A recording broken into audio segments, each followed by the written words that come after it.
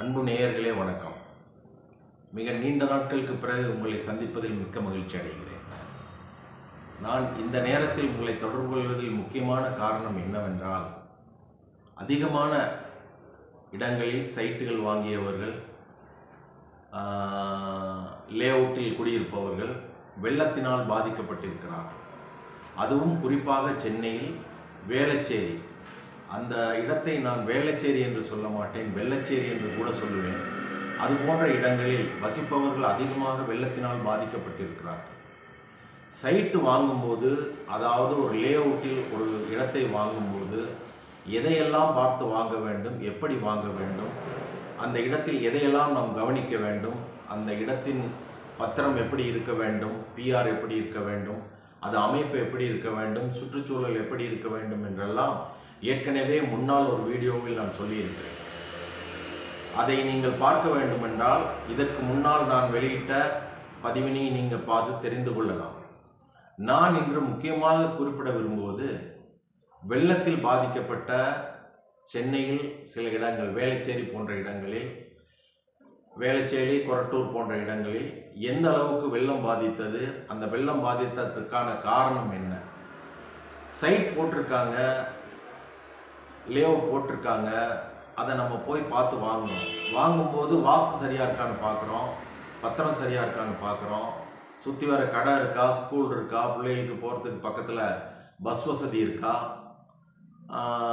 Hospital இருக்கா, bank இருக்கான்னு பார்க்குறோம். இதையெல்லாம் பார்க்கணும், கண்டிப்பாக பார்க்கணும். அதை விட முக்கியமாக இப்போ வெள்ளத்தில் பாதிக்காமல் இருக்க என்ன பார்க்கணும்னா, அது கடல் மட்டத்திலிருந்து எவ்வளோ உயரத்தில் இருக்குன்னு பார்க்கணும்.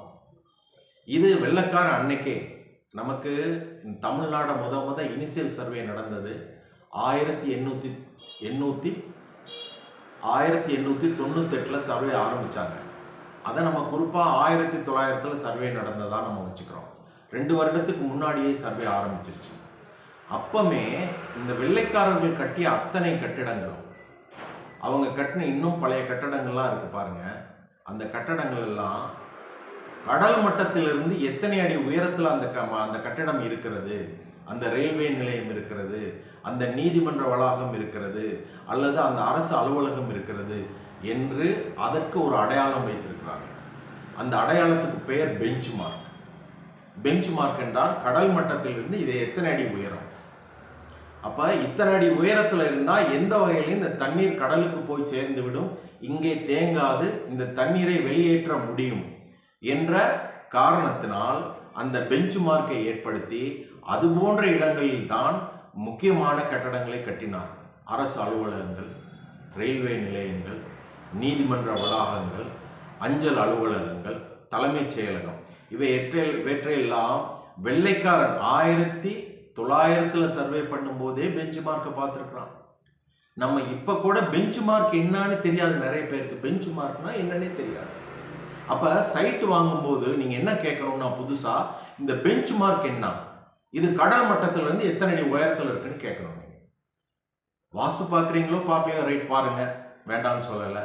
வாஸ்து பார்த்து வாங்கின சைட்டில் ஏன் இவ்வளோ வெள்ளம் தேங்கி நின்றுச்சு? அப்போ வாஸ்து முக்கியமா, பெஞ்ச் மார்க் முக்கியமா? வாஸ்துவும் முக்கியம்னு வச்சுக்கோங்க, பெஞ்ச் மார்க்கும் முக்கியம். அதை விட முதல்ல முக்கியமானது பெஞ்ச் மார்க். கண்டிப்பாக கடல் மட்டத்திலிருந்து இது எத்தனை அடி உயரம். ஏன்னா சைட் போட்டவங்களுக்கே பெஞ்ச் மார்க்கை பற்றி தெரியாது. அந்த பெஞ்ச் மார்க் கடல்ல இருந்து அளந்துட்டு வந்து வச்ச அடையாளம் அது. ஆனால் அதை நம்ம கடல்ல இருந்து தான் அளந்துட்டு ஒரு லெவலிங் பண்ணிட்டு வரணும்னு அவசியம் கிடையாது. அரசு கட்டடங்கள், பழைய வெள்ளக்காரங்கள் கட்டின கட்டடத்தில் அந்த பெஞ்ச் மார்க் அளவு இருக்கு. அதிலிருந்து சர்வே பண்ணி கொண்டு வந்து இந்த இடம் கடல் மட்டத்திலிருந்து எத்தனை அடி உயரம், இந்த சைட்டோட இடம், சென்டர் இடம் அப்படின்னு சொல்லி பெஞ்ச் மார்க்கை கண்டிப்பாக கேட்டு வாங்குங்க. அந்த பெஞ்ச் மார்க்கை கேளுங்க. நீங்கள் எனக்கு என்ன, இது கடல் மட்டத்திலேருந்து எத்தனை அடி உயரம் அப்படின்னு கேளுங்க. இப்போ சில இடங்கள் வந்து சென்னையில் கடல் மட்டமும் அந்த வேளச்சேரி போன்ற இடங்களும் சமமாக இருக்குது, அதை விட தாழ்வாக கூட இருக்கிறதா சொல்கிறாங்க. அப்போ என்னன்னா, அந்த கடல் தண்ணீர், அந்த தேங்குற தண்ணீரை, வெள்ள நீரை வெளியேற்ற முடியாத நிலைமை இருக்குது. அப்போ கண்டிப்பாக கடல் மட்டத்தை விட அது உயரமாக இருந்தால் மட்டும்தான் அந்த வெள்ள நீரை வெளியேற்ற முடியும். அதை விட ஒரு சைட்டில் நம்ம வாங்குகிறோம், இடம் வாங்குறோம்னா, அந்த சைட்டோட தண்ணீர், கழிவு நீர் அல்லது வெள்ள நீர் தெளிவாக வெளியேறதுக்கு உண்டான ஏற்பாடு செய்திருக்கான்னு முதல்ல பார்த்து வாங்கணும்.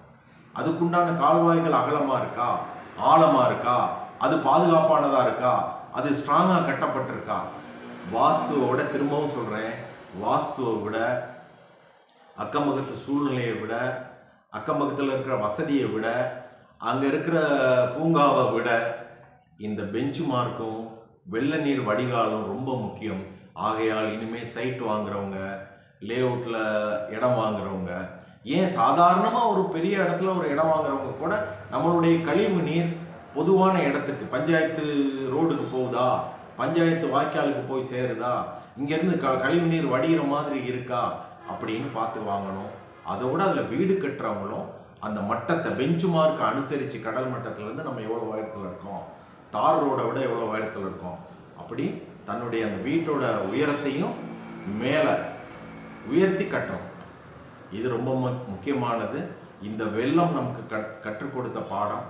இனிமேலாவது இது போன்ற இடங்களில் வீடு கட்டுவோர் நான் சொன்ன இந்த பெஞ்ச் மார்க், இந்த உயரத்தை அனுசரித்து நீங்கள் இனிமே கட்டும் வீடுகளையாவது கட்டுவீர்கள் என்று கூறி நன்றி கூறி விடைபெறுகிறேன். நன்றி, வணக்கம்.